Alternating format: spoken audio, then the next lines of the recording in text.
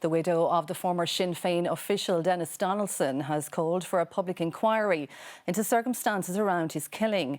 Alice Donaldson's appeal marks the 20th anniversary of her husband's murder in County Donegal. Mr Donaldson was shot dead after he had been exposed as an informer for MI5, the RUC and the PSNI.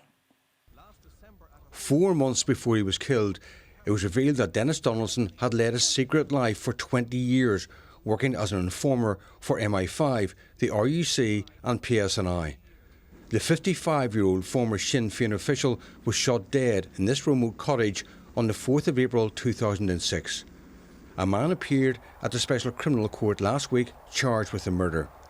Speaking publicly about the killing for the first time, his widow says she believes a statutory inquiry is the only way to establish the truth about what happened. We just want the truth. I want closure, but we want the truth. What happened to Denis and who gave the orders to kill him? She said her family has the same right to the truth as the families of murdered Belfast solicitor Pat Finnegan and GA official Sean Brown.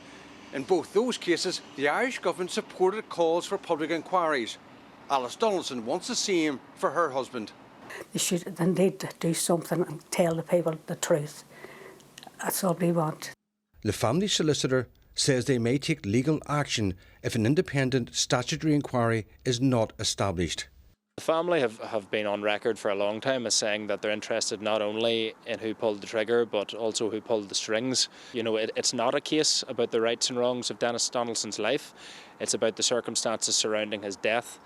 In a letter to Alice Donaldson last week about the request for an inquiry, Taoiseach Micheál Martin said that while he understands the pain and deep frustration caused by these circumstances, there's an active ongoing criminal investigation in this jurisdiction, and it's necessary to be mindful of not doing anything that might interfere with that investigation.